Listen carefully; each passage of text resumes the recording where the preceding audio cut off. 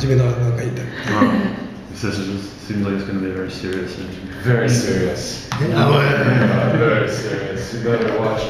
ふざけた質問だって。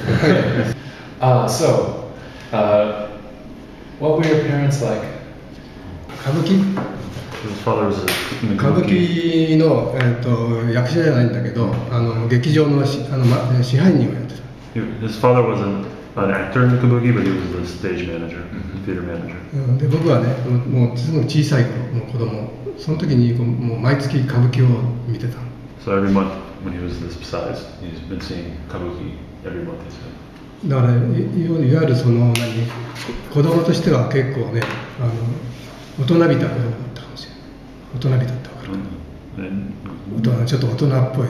So as a kid, he had a slightly more adult life than most other kids did. まあね、食べるものとかもなんか大人のね、食べるのが好きだったりとかして。So he ate the same things as the adults. 具体的にどういうものがあるんですか？例えば分かるかな、イカの塩辛とかね。So he, like for example, there's this type of something called shiokara ika. There's a squid, very salty squid. Something that only adults eat with like sake. 親父がこう一杯飲みながら一人っ子だったんだ。一人っ子だから親父がすごく可愛がってくれてさ。He was an only child, so he was spoiled by his father. こんな小さい時から酒をこう飲めって言って。So ever since he was young, his dad would urge him to drink with him. だからもうこんな小さい時から中学の3年生ぐらいまでずっと歌舞伎を見てて。From when he was small until third year of middle school, he watched kabuki. で親父はだから僕は役者にしたかったのね。He wanted to become an actor. 歌舞伎の役者にしたかったんだけど、いろんなことやらされたの、踊りだとか。だけど僕はあまりそれ興味ないからやんなかった。And they had him dance and do other things, but he wanted him to become an actor. He did some dancing and stuff like that, but he didn't want to become an actor. He was asked to do it. Were you drawing as a boy? 少年の頃から絵描いたんですか？そう、絵は大好きだったね。Yeah, he liked pictures of drawing when he was. だから学校で新しく授業が始まるとさ、教科書とかにも隙間にも。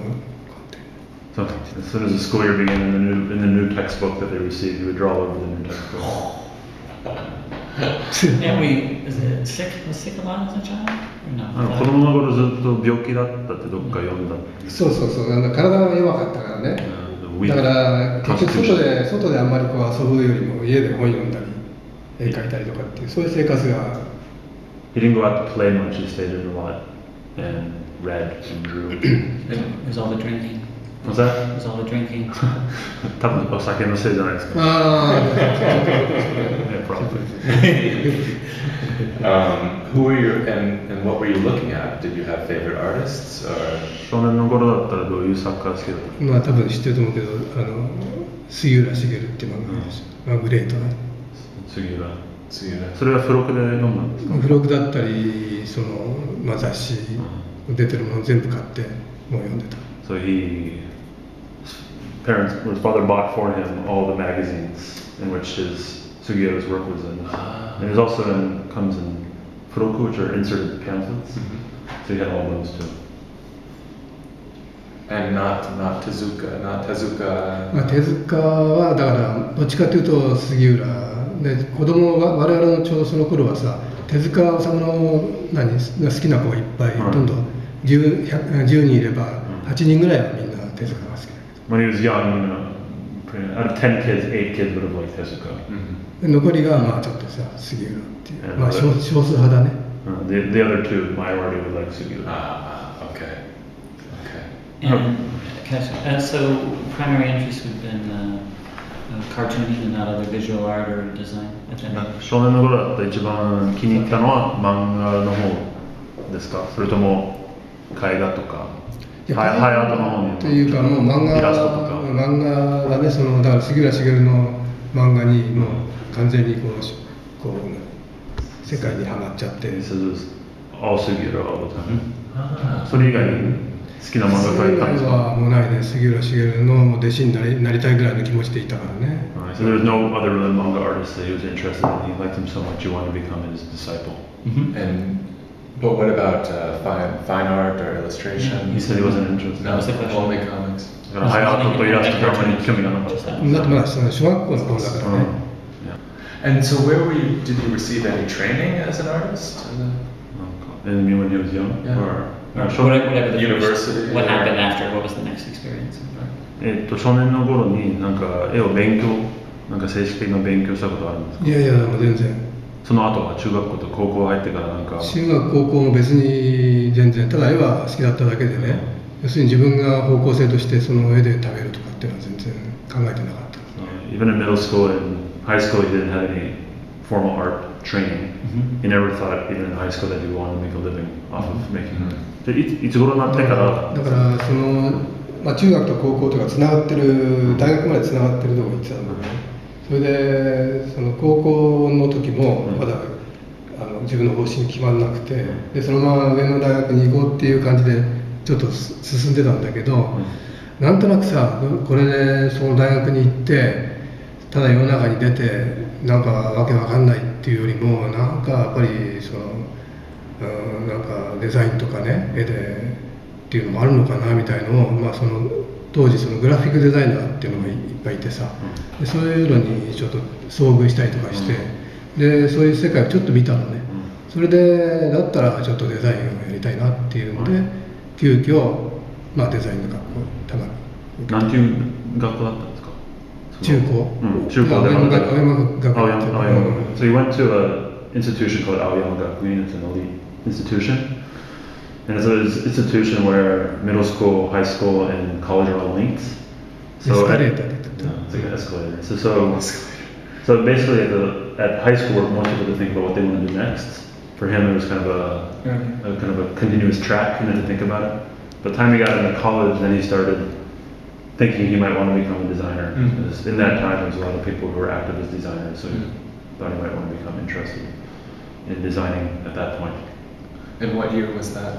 何年になるんですか？その大学に入ってちょっとデザインの仕事をやりたいなって思ったの？いやだから大学に入って、で、まあ、一浪したんだけどね、1年浪人して入って、それで、まあ、デザインを学ぶんだけどさ、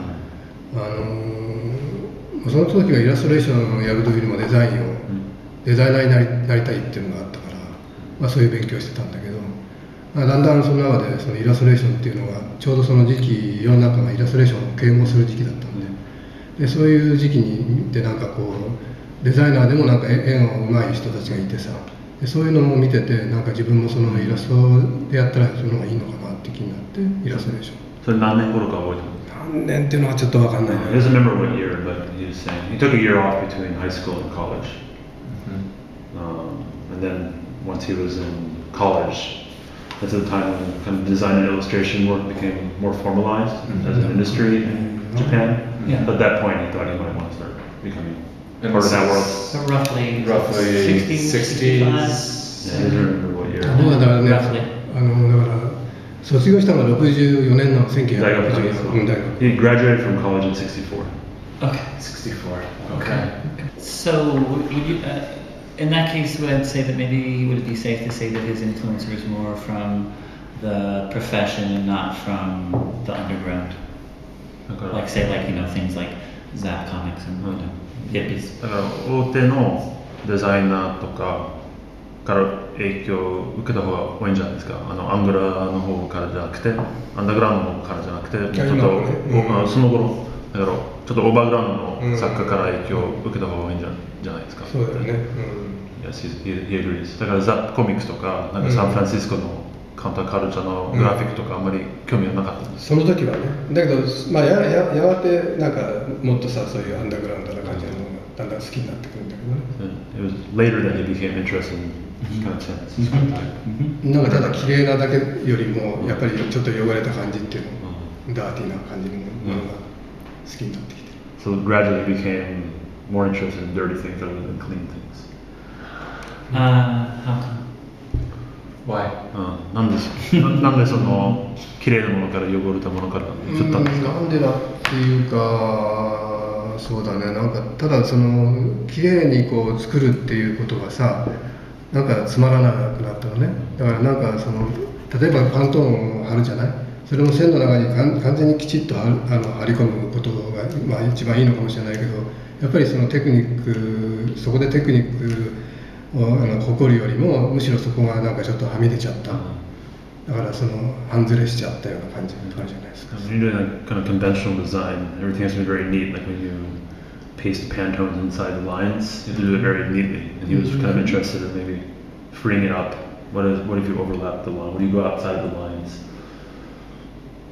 だからなんかこうちょっとはみ出しちゃうようなものになんか惹かれていったんだよね。You want something that was a little bit out of the lines. And would he think that would be a reaction to maybe working like within advertising so much where everything is supposed to look good, or just an aesthetic? I mean, maybe there wasn't an inspiration, he just liked the aesthetic of that. So. なんか、それなんか広告会社で働いて、そのなんていうすごい正式的な仕事、綺麗な仕事なんか反抗を感じたんですか？まあ反抗ってほど強いんではないんだけど、自分の中ではね、そういう綺麗に作ることとかはさ、なんかつまらなくなっていっちゃった。He said it wasn't really like any kind of feeling of strong rebellion against the mainstream. He himself was not interested in doing things that were so clean anymore. And when did the heta-uma moment happen for you? When did you start thinking of it as more than just a different way of drawing, but as a way of thinking? As being horrible. だからheta-umaそのものいつ頃から単なるスタイルだけじゃなくて、なんか運動というかもうちょっと全体的なものだと思ったことはいつですか？だからheta-umaのさ、なんかそれがいつっていうのはなかなか難しいんだけど、hard to date it precisely when heta-uma starts. いつっていうよりもなんかこの例えばさ、アートの世界でもキース・ヘリングみたいなのが出てきて、なんかいたずら書きみたいなのがなんかこう出てきて、Keith Haring came out in the art world and he started doing kind of graffiti type works. That was after Terry was drawing. Terry's pre-Keith. でもダンが今言ったのは、ハリンはテリーさんより全然後に出てきたと言ってるんだけど、真似したかもしれない。He said he was copying. Obviously. So would he say, in other words, it's more of a gradual progression that it got interested in bad things as opposed to a aha moment? だからテリーさんのheta-umaのモーメント、なんかこれだと思った時はいつ頃ですか？年代でもいいんだけど、なんかどういうデザイン仕事やってこれがいいなと思ったんです。例えばさ、そこにあるペンギンご飯ってあるでしょ。これですか？これか。これをやってる時なんかは結構だから最初は結構なんていうそのタッチが真面目だったんだけど。So when he first started doing this project, the penguin breakfast, this is the first one of the series. What year? I think this is 1977. これ77年ですね。そうだね。それだんだんやっぱりタッチが荒っぽくなってきて、まだこの時はただペンが細いペンで描いてるんだけど。When he first started out, he was doing it more seriously. That early one he showed, he said he was doing it more seriously. And gradually got more and more broken down. He says probably when he was drawing this, he really became conscious of it being kind of a distinctive style, like this kind of. Yeah, it's good. これ道具は何ですか？これは多分サインペンでやってる。He probably used a felt tip pen. This is 1976. It's before anyone. なんかこれは1976年だから誰よりも全然早い。I think it was on the first worst. What? It was on the first worst. だからテリーさんは多分最初の下手の作家じゃないですか。まあ下手馬っていう。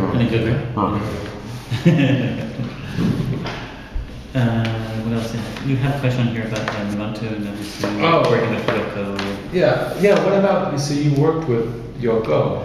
だから横田則との交流をちょっと聞きたいと思ってるんです。横さんはね、僕はその横さんに影響っていうのはあんまり受けてないんだけど。I'm not influenced directly too much by Yoko, but ある時あの人から電話があってね。You received a phone call from him. それで流行通信っていうその雑誌があったんだけど、ファッション誌があって、それを横尾さんが AD をやることになって、それでまあその横尾さんの考えでは、要するにデザイナーが大した面白いのがいないから、なんか湯村君ちょっと一緒にデザインやらないっていうふうに彼から連絡が入った。 So there's a magazine at the time called Yuko Tsushin, which just means like, Fashion news. yeah, fashion news.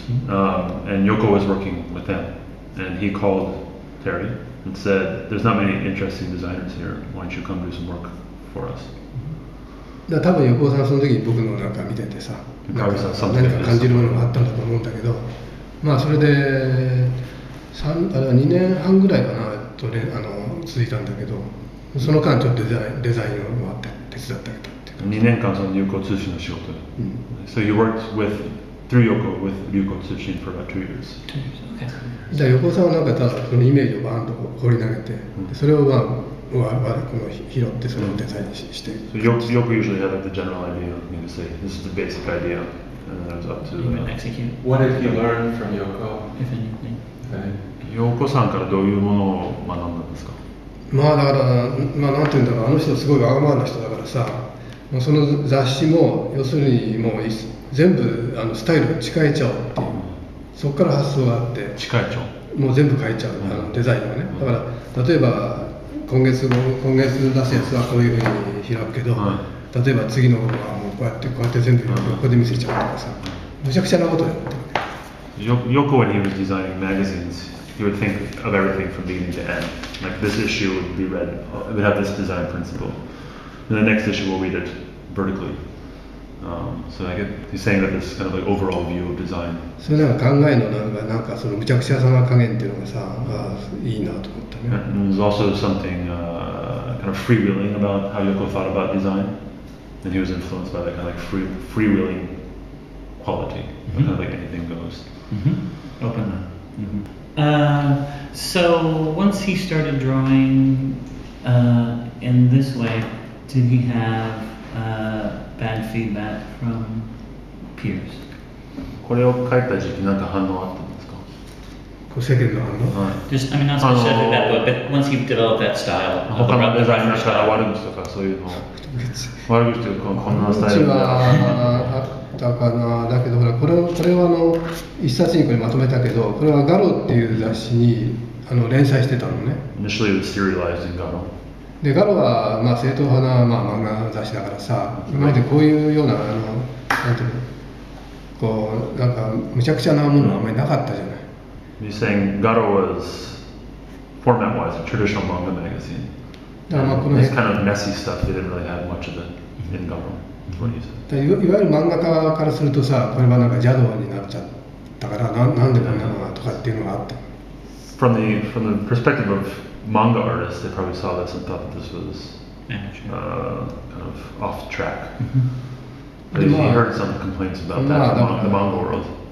そういったねニューウェーブみたいな感じでまあ捉えられて、でこれ以降になんか渡辺和弘っていうの知ってるかどうかわかんないけど、そういうこういうなんかちょっとぐちゃぐちゃなようなものが結構出てきたね。ガロもそういうの。So then it was kind of packaged together as kind of a new wave, like a new style. And there was an editor at Garo named Watanabe Kazuhiro who also drew in kind of the style, and he started repackaging the magazine kind of around this principle. Okay. Which is when Terry started doing covers. Yeah. And when did you hook up with Nemoto and Ebisu? So did you feel like you were mentoring these younger artists? Was it sort of, how did that evolve? 根本隆との交流、あと恵比寿義和との交流をちょっと聞きたいと思って。彼らも全然若くてさ、で仕事も何もない状況の時にまあコツコツ漫画とか描いてたわけでしょ。それをまあ僕で持ってきて、見てほしいって言ってきた。テリーさんに。それで見たらまあその面白いからこれいいんじゃないとかっていう感じで、まあ根本も恵比寿もみんなそうやって集まってきてた。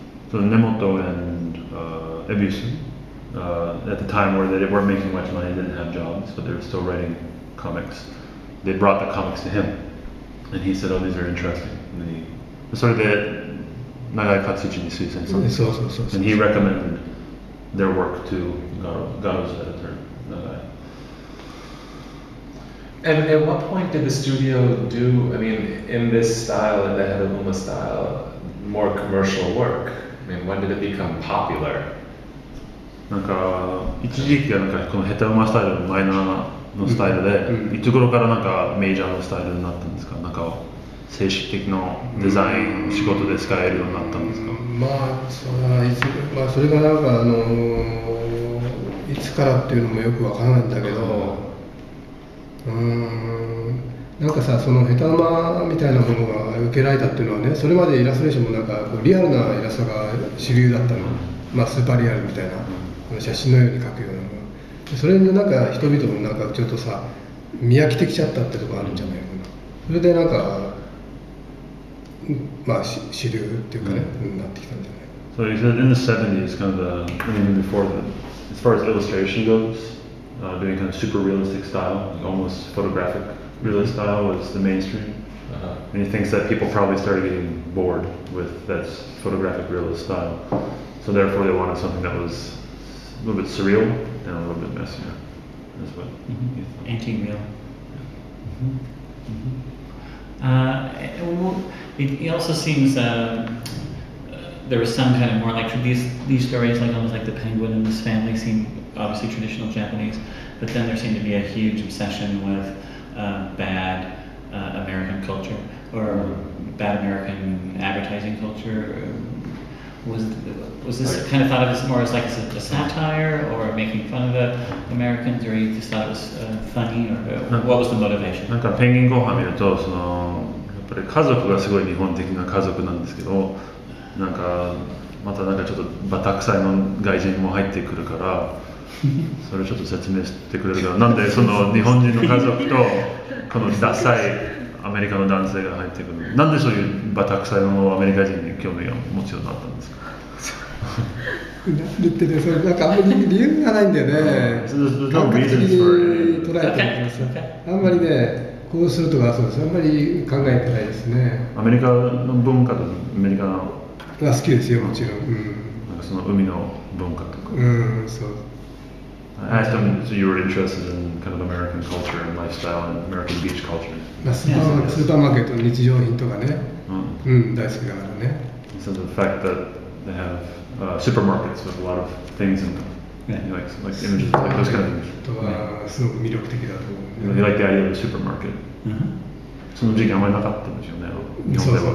There was no supermarket in Japan at the time. No room. ブリロってあるでしょ、あそこにパッケージ。Brillo, like these American products, Brillo. Yeah. How did you draw? How do you work? How do you draw? No, I mean, so in other words, like the Garo are covers, there for sketches example. first, or there thumbnails? What's the actual process from start to finish? テリーさんのデザインプロセスにすごい興味があって、例えば80年頃のガロの表紙、どのように作ったんですか？だからそのデザインとどっからそのアイディアがどっから来て、どういう道具を使って、どれぐらいかかるんですか、時間とか。どのようにって言われてもね、あれはほとんど時間かけないで作ってるからね、瞬間にこうひらめいたもの、それをバッと書いてるから。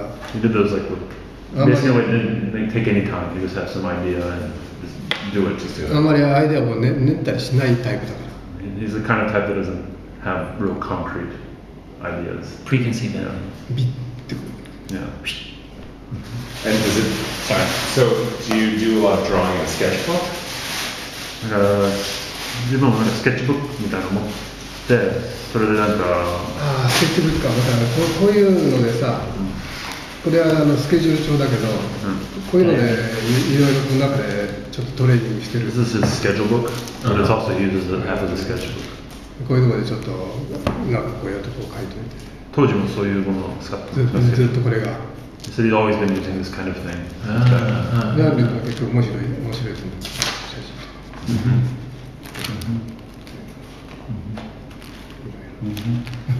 And so yeah, well, take something like this. This Garo. So, Me too. So you would just. パパッと書いたんですか？How long like that? どれぐらいかかるんですか？こういうものを作る5分かな。5 minutes. サインペン。With a sign pen, the felt pen.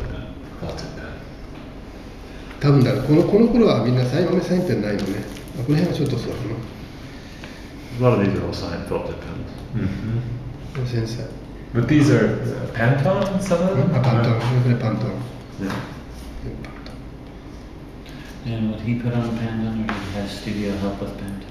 そのパントンを貼り付けたのはテリーさん本人ですか？それともスタジオのメンバーはそういう厄介な仕事をやる？パントンハリシっていう人を作って、なんていう人？パントンハリシね。その人も一生懸命貼る人。だから割とまあこういう単純なもんだったらできるけどさ、こう細かいのになるとちょっと貼るの嫌になっちゃうじゃない。そうだよ、そういう貼る専門に貼る人がいた。The studio was one その人がパントン貼るだけがあった。そう。There's one guy in the studio. Pantone man. There's a パントンマン3代。三代。次々とやる。There's 3 different people in different times in the studio. Their function was only for sticking Pantones on the design. そのうちもうパントンはやめちゃうけどね。やめてこういう風になってる。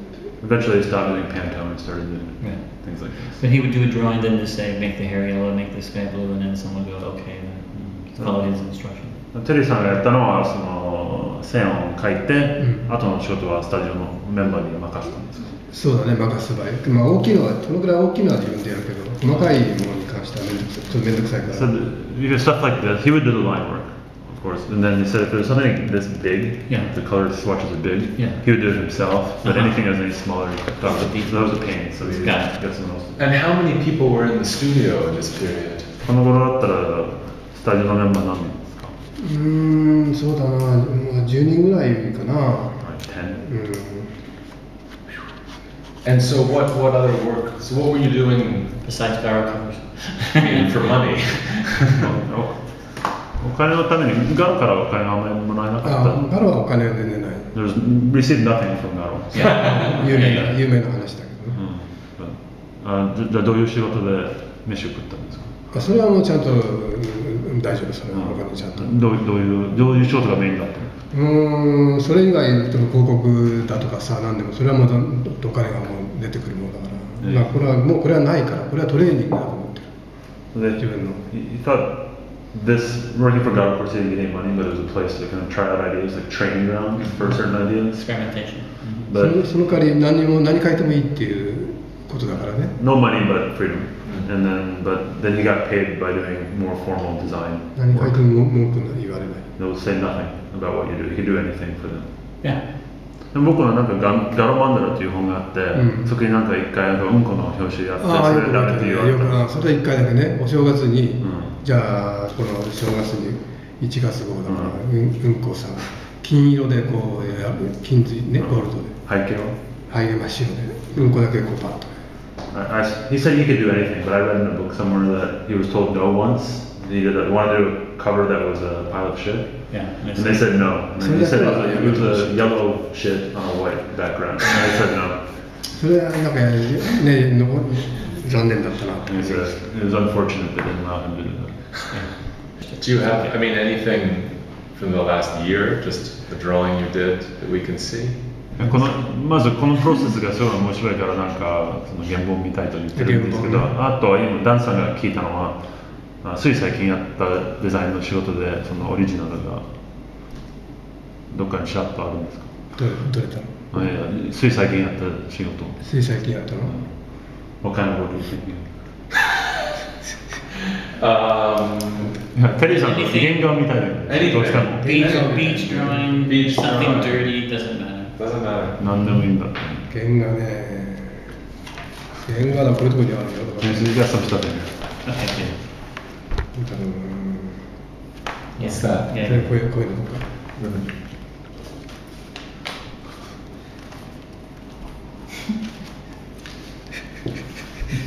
原画だけどさ、あんまり人にあんまり見せないんだよね。No one ever asked for. He says he doesn't. He just said I don't really show the originals to people.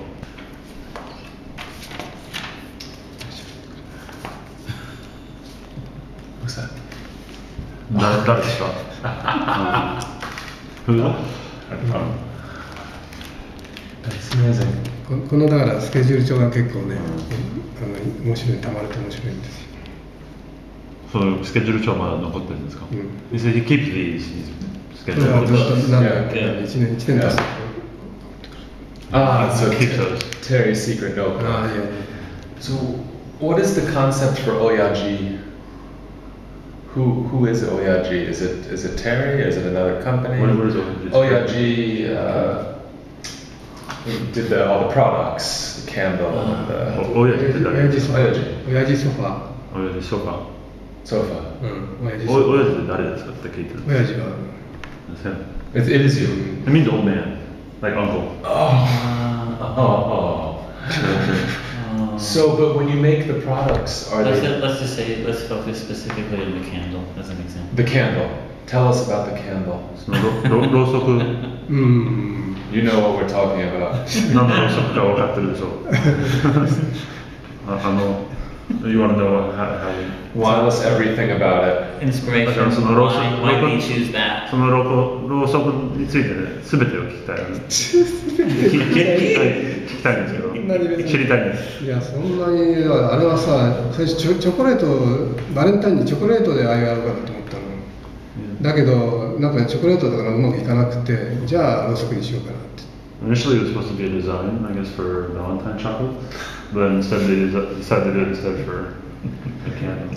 But what about the box packaging? Like, why do you go into a temple and there's all the explanation about it, and why are the balls hanging out of the underwear? Good. That's part's really 僕はちょっと見てないから想像してるんですけど、 Tell us そ about の箱のパッケージのことも聞きたいんですけど、お寺参りのなんかことが書いてて、あとなんかパンツからなんていうの金玉が出してるのはなぜとかそういう意味がないんだけどね。 No reason for it. It's just fun. Yeah. Just fun. That's good. But Go ahead, take your time with it. so when you conceive of something like the candle, or like or what else?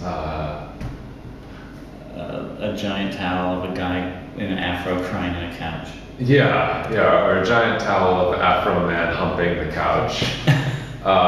When you like, are you taking from? What is going like?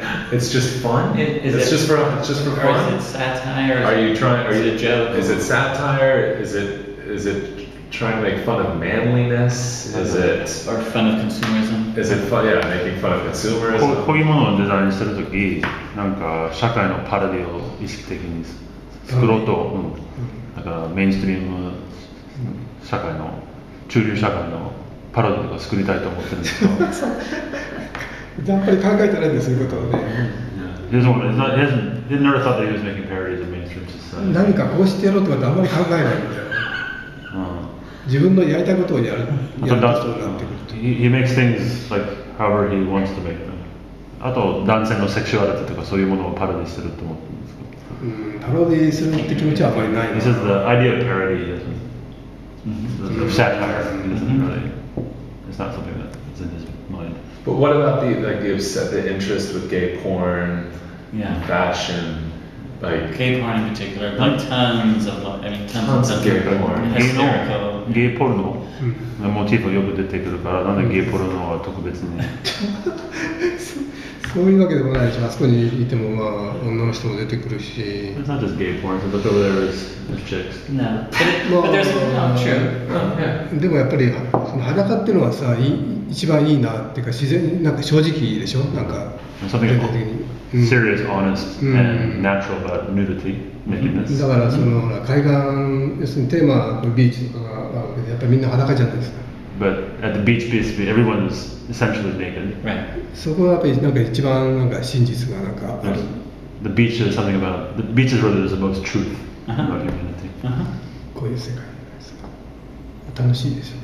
This is also it's fun to draw. It's also it's a place where there's truth, but also it's a place of fun. The beach. These like places where there's a lot of nudity. Right. But at the same time, and I think that's a really cool answer. is what's the name of it? Is it the good bad? What's the name of the thing? Bad and Nice. Bad and Nice. There's a huge section of that which is just like millions of drawings of like a horse with a cock done in like 40 ways. So it seems like, you know, when I read it, it's kind of a parody of like, you know, an art instruction book. So to him, when he does something like that, is that just kind of fun? Is that, I mean, I think maybe we've asked this before, just kind of making sure that is everything he does kind of coming from the same place. なんかちょっと最後の確認ですけど、なんかバーデンナイスっていう本、ヘタウマ、バーデンナイス。なんかその中になんか40ページぐらいなんか馬になんかチンポコついてるのは何回も書き続いてるんですけど、あれは本当に遊びって感じでやってるんですか？あれはだからいろんなアーティストが共作してるやつでしょ。Yeah, it's the one where there's a bunch of different artists working together. Yeah. ね、馬の共作してるやつ。なんかあと彼が言ったのは、それもなんかアートの教科書みたいになんかそれをなんかパロディしてるって感じがするって彼が言ったんですけど。だからみんなその馬の書いて、でそれをまあ僕がさこう評価してるわけ。これはいいとか悪いとか。So this is everyone drew these different horses, and his way of appraising them, that they're good or they're bad, was by drawing different types of cocks on them.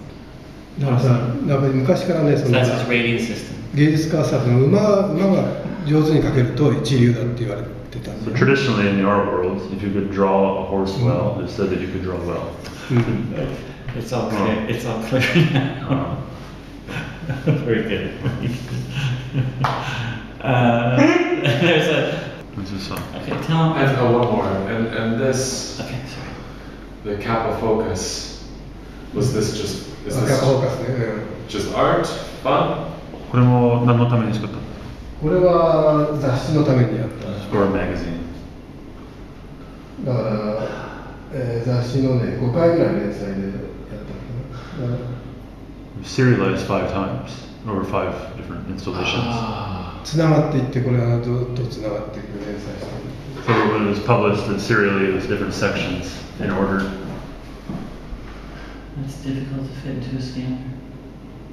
And is this the no? This is. Is that the original? I can't tell. これはオリジナルですか？ Yeah, it's like it. It is. Yeah. So something like this, Terry, is this all you? これ全部自分でやったんですか？そうそう。Yeah. アシスタントはなかった。All by himself, no assistants. Yeah. Yeah, it's beautiful.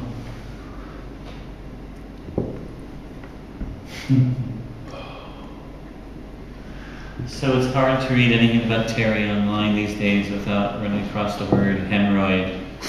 So we want to know all about Terry and hemorrhoids. ちょっと恥ずかしいことになってしまったんですけど、なんかネットでテリーさんの名前を検索するとどうしても G のことが出てくるからなんでそんな出てくるんですか？なんでいつも G の話が出てくるんですか？いやじゃあ実際 G だったのね。That's because he said first of all you see that online because he has hemorrhoids. G の苦しみの中からこういうのが生まれてきたと思うね。これと G の苦しみでどう関係ですか？G の苦しみから解放されたいっていうようなってさ、こういう世界はなんかこういう世界で求めたのかもしれないし。He's saying the reason he entered this world, this fantasy land, is to liberate himself from the pain of hemorrhoids. Right. Mm-hmm. So this is his happy place. 本当ですか？Could you tell us a little bit about the barbershop and the decoration of the barbershop? あと下にあるバーバーショップのことをちょっと聞きたい。この表紙になってるのかそうだ。これ。Tell us cover here. Yeah. これバーバーショップ。This is a barbershop.